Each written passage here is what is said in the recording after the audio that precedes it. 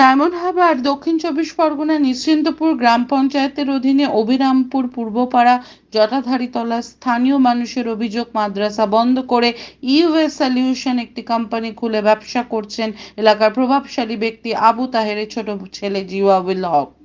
এলাকাবাসীদের অভিযোগ, গরিব ছেলেমেয়েরা এখানে পড়াশোনা করতেন, আচমকাই উনি এটা বন্ধ করে দেওয়ায় এলাকায় গরিব ছেলে মেয়ে দূর দূরান্তে পড়তে যেতে হয়। ফলপ্রসূত অনেকেই পড়াশোনা ছেড়ে দিয়েছেন। মূলত তারা আরও অভিযোগ করেছেন, ওনার এই ব্যবসার ফলে এলাকার আশেপাশে থাকা বাড়ির লোকজনেরা শারীরিকভাবে অসুস্থ হয়ে পড়ছেন। বর্তমানে কারখানার গন্ধের জন্য, কেমিক্যালের প্রভাবের জন্য নাকে মাস্ক পরে কাজ করতে হয়, অথচ জনবসতি এলাকার মধ্যে চলছে এই ব্যবসা। চর্মরোগ, শ্বাসকষ্টজনিত কারণে ভুগছেন গ্রামের কয়েকশো মানুষ। নিশ্চিন্তপুর গ্রাম পঞ্চায়েতের প্রধানের কাছে, এলাকার সদস্যের কাছে, বিডিও অফিস, লোকাল থানা বজবজে ও একটি লিখিত অভিযোগ দায়ের করেন অভিযোগকারী শেখ জুম্মান ও সাবিনা ইয়াসমিন। অনেকেই ক্যামেরার সামনে বলতে ভয় পাচ্ছেন। জিয়াউল বাবু এলাকায় যথেষ্ট প্রভাবশালী, ওনার বিরুদ্ধে একাধিক অভিযোগ। রেশমা বিবি সংবাদ মাধ্যমের কাছে বলার পরও নিরাপত্তাহীনতায় ভুগছেন। নিশ্চিন্তপুর গ্রাম পঞ্চায়েতের পর বুইতা গ্রাম পঞ্চায়েত, সেই পঞ্চায়েতের পাশে রাস্তার ধারে রাতের অন্ধকারে সরকারি খালের ওপর বেআইনিভাবে একটা অস্থায়ী পুল তৈরি করছেন এবং সরকারি জল নিকাশি ব্যবস্থা, যার ফলে বন্ধ হয়ে যেতে পারে। একাধিকবার এলাকার মানুষ এই বিষয়ে লোকাল নেতৃত্বকে জানিয়েছে, কোনো ফল হয়নি। বইতা পঞ্চায়েতের প্রধান অশোক বর্মনের সঙ্গে যোগাযোগ করলে উনি সরাসরি বলেন, আমি কাজ বন্ধ রাখার নির্দেশ ওনাকে দিয়েছি, যদি কোনো কারণে কাজ হয় তাহলে আইনি ব্যবস্থা নেব।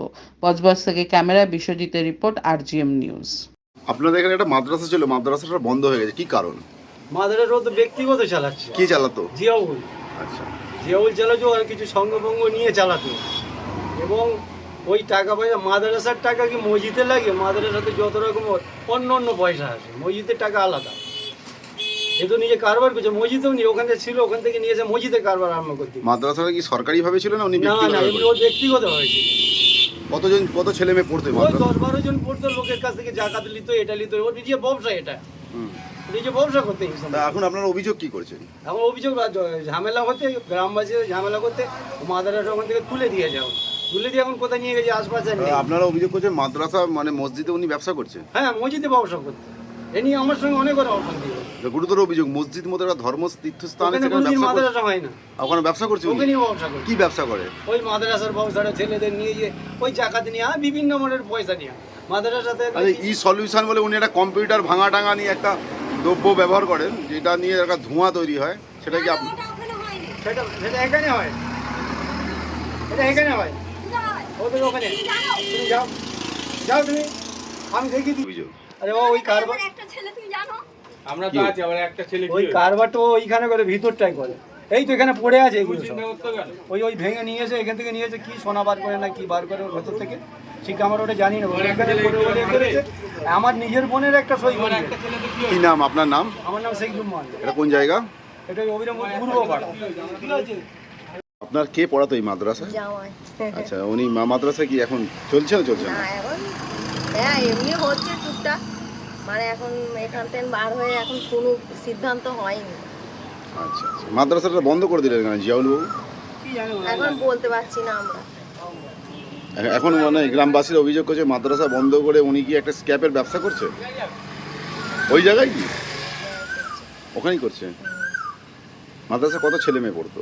হ্যাঁ, গোটা 30-40 খানা ছেলে মেয়ে পড়তে, এতদিন হাফেজ হয়ে যেত, আচ্ছা, এতদিন শিক্ষা হাফেজ হয়ে যেত। তাহলে ওটাকে বন্ধ করে ওখানে উনি এখন কি করেন? জামাই ওখানে কি করে? ওখানে মানে এখন এই মামা না না, যিনি মাদ্রাসা করেছিলেন উনি এখন কি করেন ওখানে? ওই তো সব উনি ব্যবসা করছে, আমি ওখানেই হচ্ছে।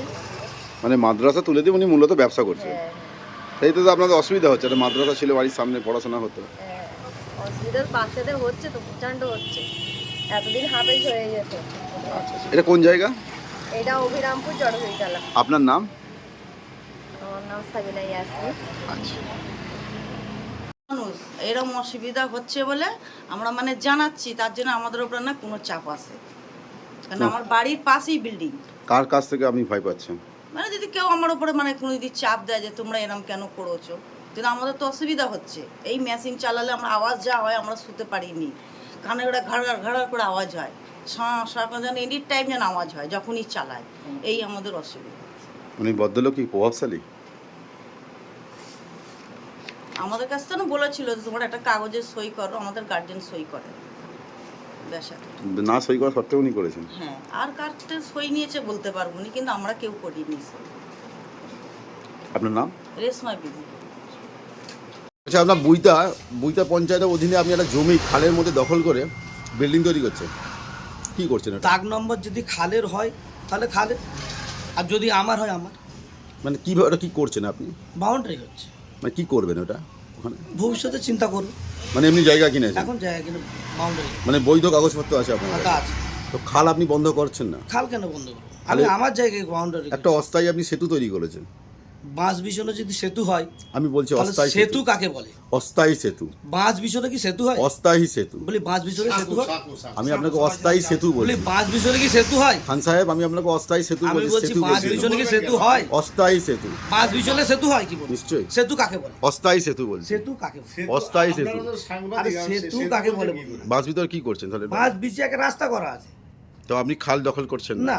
ভাই, অভিযোগ ভিত্তিহীন। আপনার কাছে পারমিশন আছে? ডকুমেন্টস আছে। কোন পঞ্চায়েতে পড়ে এটা? বুঝতে পারছেন? প্রধান জানে এটা? হ্যাঁ, প্রধান জানে। প্রধানের নাম? প্রধান নাম কি?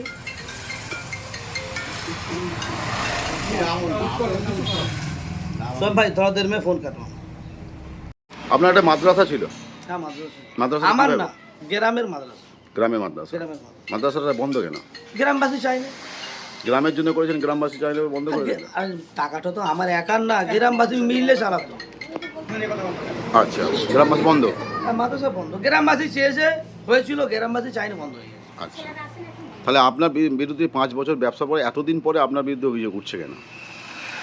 সেটা তাদের ব্যাপার। কি রাজনৈতিক শিকার? রাজনীতি হতে পারে, বা তার নিজস্ব একটা কোনো মানে দুশ্মনীর কারণ হতে পারে। মানে আপনি মূলত এটা বলতেছেন যে কোনো রকম ধোঁয়া হয় না? না, আমার কাছে ধোঁয়ার কোনো মেশিন নেই।